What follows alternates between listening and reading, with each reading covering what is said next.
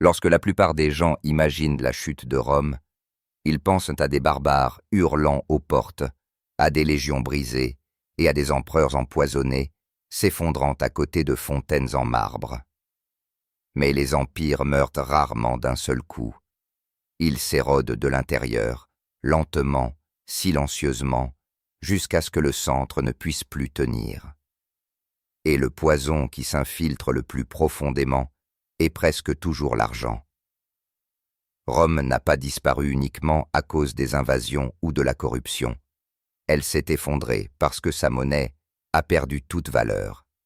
L'histoire de cet effondrement n'est pas seulement de l'histoire ancienne. C'est un avertissement qui résonne encore dans toutes les économies modernes qui croient pouvoir tromper leurs propres citoyens et échapper au prix à payer. Pendant des siècles, la force de l'Empire a été frappée dans le métal, le denier d'argent. Frappé pour la première fois un peu plus de 200 ans avant Jésus-Christ, il brillait de pureté et de confiance. Les soldats le recevaient comme preuve de leur service. Les marchands l'acceptaient comme preuve d'honnêteté. Les familles le conservaient comme preuve que demain existerait encore. La pièce était plus qu'un moyen de paiement. Elle était la foi rendue visible. Tant que les Romains croyaient en leur empire, ils croyaient en leur monnaie. Mais la croyance seule ne pouvait pas construire des routes ni nourrir des armées. Un empire consomme des richesses aussi sûrement qu'il en accumule. Il fallait payer les légions, défendre les frontières, réparer les aqueducs et financer des guerres sans fin. Au IIe siècle après Jésus-Christ, ces coûts avaient commencé à submerger même le vaste trésor romain.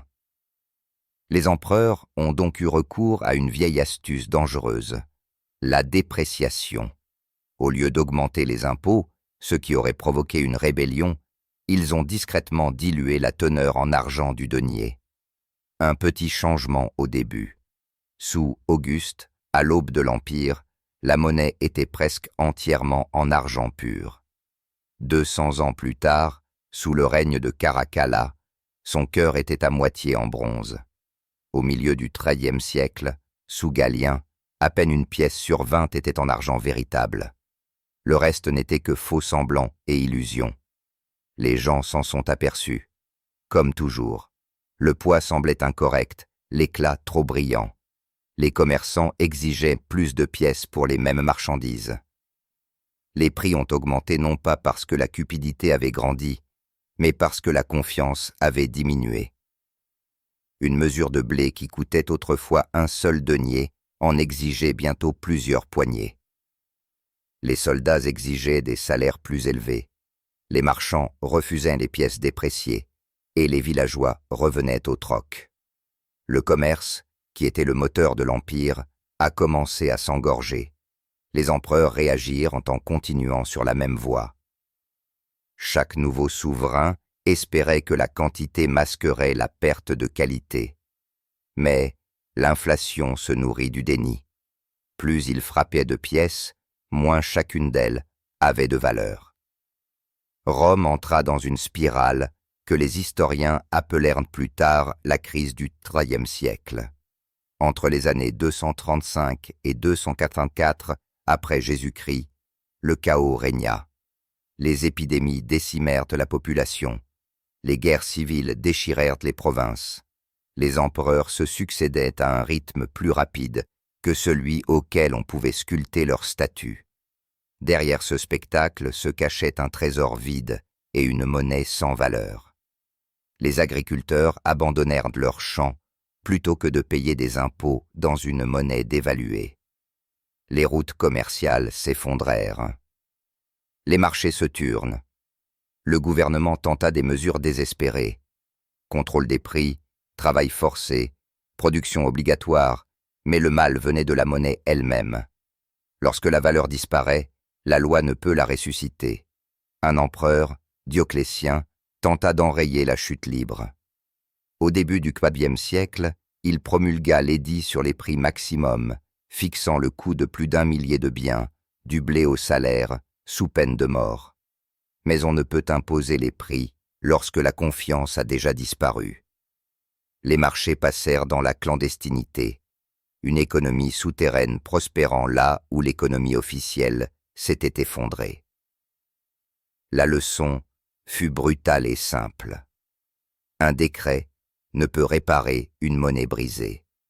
Finalement, l'ancienne monnaie fut abandonnée.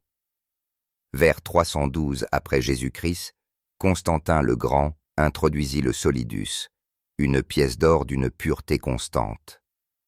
Elle apporta une brève stabilité, en particulier dans l'Empire oriental, qui sera plus tard appelé byzantin. Mais pour l'Occident, il était trop tard. Le vide avait déjà atteint le cœur. Sans confiance dans sa monnaie, Rome ne pouvait plus nourrir ses armées, ni financer son commerce. Les routes se délabrèrent, les frontières s'estompèrent, et l'empire qui s'étendait autrefois sur le monde connu commença à se désagréger, fil à fil. La chute de Rome ne fut pas un coup de tonnerre, mais un lent effondrement de la confiance. Ses pièces portaient toujours les effigies des empereurs, mais leur éclat cachait le vide. La dégradation de la monnaie n'était qu'un fil dans la grande tapisserie du déclin, mais c'était le plus tranchant, celui qui mettait fin à l'illusion de la permanence. Si vous écoutez attentivement, la leçon résonne encore à travers le temps.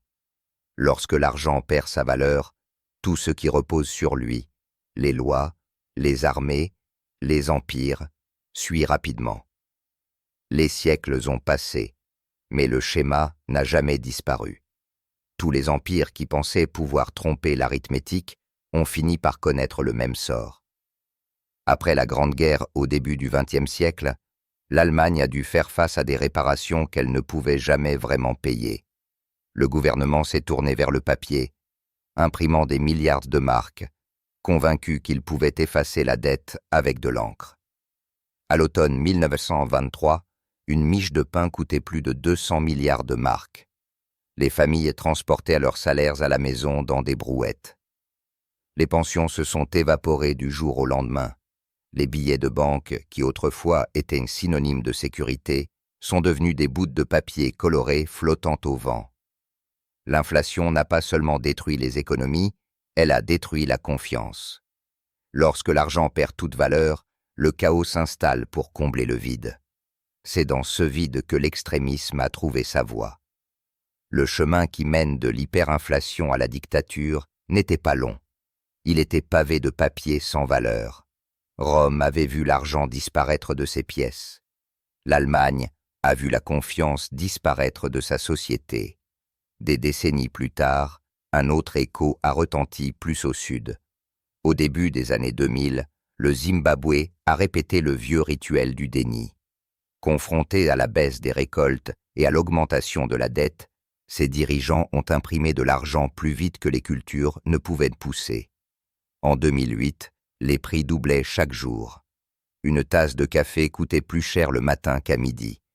Les magasins ont cessé de changer les étiquettes de prix, car les chiffres devenaient absurdes. Finalement, le pays a abandonné sa propre monnaie, préférant utiliser le dollar américain et le rand sud-africain. Une fois de plus, un gouvernement avait tenté de contrôler la valeur par décret et avait échoué. Des continents différents, des siècles différents, mais le même calcul. La réalité ne peut être corrompue. Même dans les endroits épargnés par de tels extrêmes, le modèle romain persiste comme un fantôme. Au début des années 1970, les États-Unis ont rompu le dernier lien entre leur monnaie et l'or. La décision du président Nixon a mis fin à l'ancrage tangible du dollar, le transformant en ce que les économistes appellent de la monnaie fiduciaire, dont la valeur n'est soutenue que par la confiance. À partir de ce moment, la tentation de dépenser sans limite est devenue irrésistible. La dette a explosé. Les budgets ont gonflé. La masse monétaire a augmenté jusqu'à ce que les chiffres ne semblent plus réels. Au fil des décennies, les prix ont grimpé, réduisant discrètement la valeur de chaque dollar. Un billet semblait identique dans votre main, mais il permettait d'acheter moins chaque année. Un dollar de 1971 permet aujourd'hui d'acheter ce qui nécessite plus de 6 dollars. Les pièces de monnaie avaient le même poids, mais leur valeur s'était amenuisée. Les gouvernements ont appris à dissimuler cette érosion. Ils ont appelé l'inflation croissance. Ils ont célébré la hausse des salaires alors même que le coût de la vie les dépassait. Ils ont présenté la dette comme un investissement, même lorsqu'elle ne servait qu'à financer la consommation. Ils ont mis en avant l'essor des marchés boursiers comme preuve de la richesse nationale, alors que la plupart des citoyens ne possédaient aucune action. C'était une illusion élégante, les empereurs modernes jouant le même vieux jeu avec de nouveaux outils. Mais aujourd'hui, l'échelle n'est plus impériale ou nationale, elle est planétaire. Le monde fonctionne grâce à des promesses sur papier et des entrées numériques, grâce à des banques centrales prêtes à créer des milliers de milliards dès les premiers signes de crise. Chaque nation est désormais Rome, frappant la confiance au lieu de l'argent. Et comme auparavant, le fardeau ne pèse pas sur ceux qui écrivent les règles, mais sur ceux qui vivent sous leur joug. Les travailleurs, les épargnants, les retraités dont les revenus se dissolvent tranquillement dans la marée de l'inflation. Ce modèle perdure parce qu'il flatte le pouvoir. Imprimer de l'argent donne l'impression de contrôler la situation. Cela retarde la douleur, cela achète des applaudissements, mais chaque règlement de compte reporté génère des intérêts.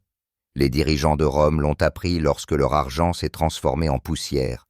Nous l'apprendrons peut-être lorsque nos écrans afficheront des chiffres qui ne correspondent plus à rien de réel. Quelle leçon tirer de ces ruines? Premièrement, l'inflation n'est pas un accident. C'est une politique, une taxe invisible qui n'épargne aucun empire très longtemps.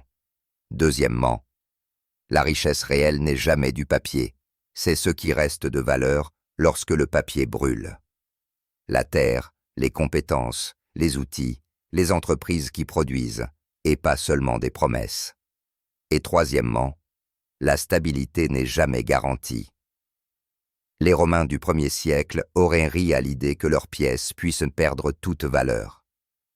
Les Allemands de 1913 auraient raillé l'idée de brouettes remplies d'argent liquide. Les Zimbabwéennes des années 1980 croyaient que l'indépendance serait synonyme de prospérité. Chacun croyait que son argent était éternel. Chacun avait tort. Le rythme de l'histoire est régulier. L'effondrement commence lentement, puis survient d'un seul coup. Lorsque l'argent cesse d'être réel, les contrats s'estompent, le commerce se fige, les armées se dispersent, les gouvernements perdent leur voix. Les barbares aux portes peuvent porter le coup fatal, mais le véritable assassin se trouve au trésor. C'est le dernier murmure de Rome au monde moderne. La chute des empires commence par la chute de la confiance. Si l'argent peut pourrir, les chiffres aussi. Et même si l'histoire ne se répète jamais, elle rime avec une précision cruelle. Ignorez la leçon et elle vous sera enseignée à nouveau jusqu'à ce que vous l'écoutiez enfin.